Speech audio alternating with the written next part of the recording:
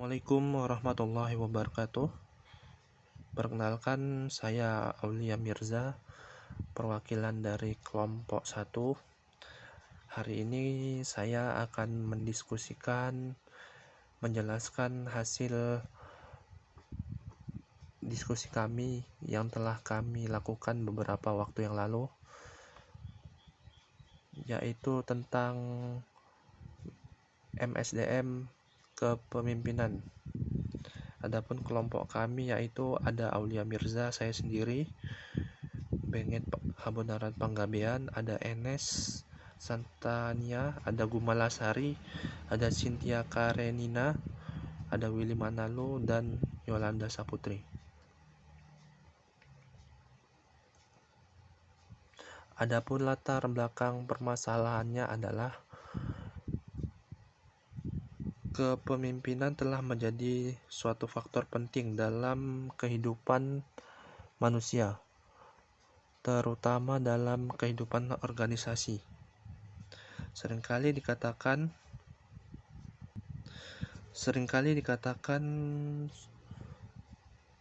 suatu organisasi akan berhasil atau gagal ditentukan oleh pemimpinnya. Ungkapan lain mengatakan bahwa pemimpinlah yang bertanggung jawab atas kegagalan pelaksanaan suatu pekerjaan dan juga menjadi faktor utama penentu keberhasilan dari suatu pekerjaan. Bila kepemimpinan dibatasi oleh tata krama, birokrasi, atau dikaitkan dengan terjadinya dalam suatu organisasi tertentu, maka dinamakan manajemen kepemimpinan. Dapat terjadi di mana saja, asalkan seseorang menunjukkan kemampuannya mempengaruhi perilaku orang lain ke arah untuk tercapainya suatu tujuan tertentu. Lalu perumusan masalahnya adalah untuk mengetahui sikap pemimpin beserta contoh dan aplikasi di lapangan, serta kita dituntut mengerti apa yang harus dilakukan dalam menangani subordinatnya sesuai dengan fungsi kepemimpinan agar tujuannya tercapai yang diharapkan oleh perusahaan ataupun organisasi. Lalu ada bab 2 di sini, yaitu pembahasan. Dimulai dari pengertian kepemimpinan itu sendiri. Ada beberapa pakar yang memiliki pengertiannya sendiri tentang pengertian kepemimpinan itu sendiri, yaitu ada 6 yang di sini ada 8 tokoh yang memiliki definisi yang berbeda. Banyak definisi kepemimpinan yang menggambarkan asumsi bahwa kepemimpinan dihubungkan dengan proses mempengaruhi orang baik individu ataupun masyarakat.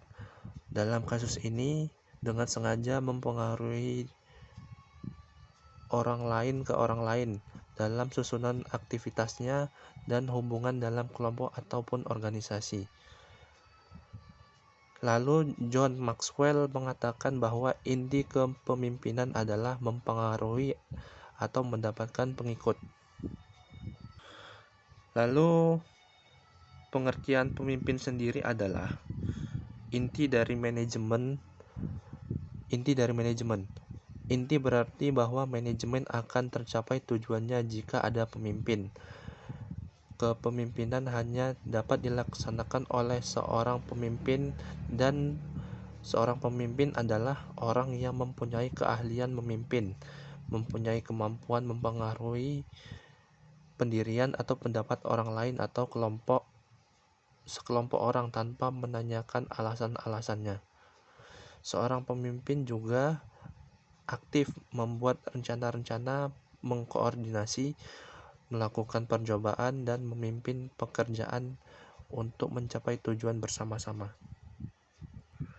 Lalu tugas dan peran pemimpin itu bisa diambil kesimpulan, yaitu satu, pemimpin bekerja dengan orang lain. Yang kedua, pemimpin adalah tanggung jawab dan mempertanggungjawabkan. Yang ketiga, pemimpin menyeimbangkan mencapai tujuan dan prioritas. Lalu pemimpin harus berpikir secara analitis dan konseptual. Artinya pemimpin harus dapat menguraikan seluruh pekerjaan ataupun aktivitas supaya menjadi lebih jelas dan kaitannya dengan pekerjaan lain. Yang kelima, pemimpin adalah seorang mediator ataupun penengah. Jika suatu masalah dalam suatu organisasi itu terjadi, maka pemimpin harus menjadi penengah dalam menangani suatu permasalahan di organisasi. Yang keenam, pemimpin adalah politisi dan diplomat. Yang ketujuh, pemimpin membuat keputusan yang sulit. Lalu selanjutnya adalah peran pemimpin dalam total quality management. Definisi kepemimpinan dalam konsep TQM itu sendiri adalah kemampuan membangkitkan semangat orang lain agar bersedia dan memiliki tanggung jawab total terhadap usaha mencapai atau melampaui tujuan organisasi.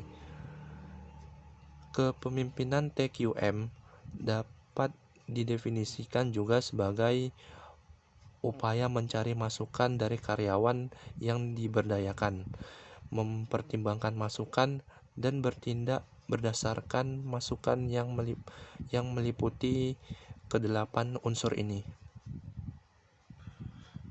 Adapun contoh kasus yaitu perbedaan peran antara manajer dan pemimpin. Di sini contoh kasusnya yaitu tahun 1984, perusahaan penerbangan tempat Jan bekerja mengalami kerugian besar. Dengan kondisi yang terjadi pada saat itu, hampir semua direksi yang ada sepakat untuk menjual perusahaan tersebut untuk mengatasi kerugian yang dialami perusahaan. Jan Carlzon yang pada saat itu menjabat sebagai seorang manajer senior ditunjuk oleh direksi untuk memimpin perusahaan dan mengatasi permasalahan yang ada dalam sisa waktu 1 tahun tersebut. Dengan kepercayaan yang diberikan kepadanya sebagai seorang pemimpin,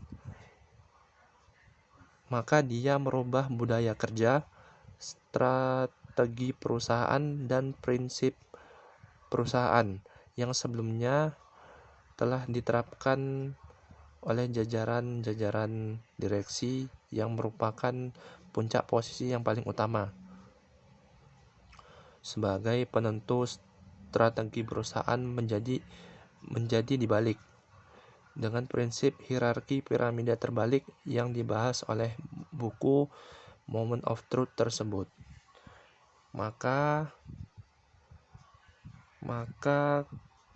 Jan menerapkan prinsip piramida terbalik tersebut untuk menyelesaikan permasalahan ini.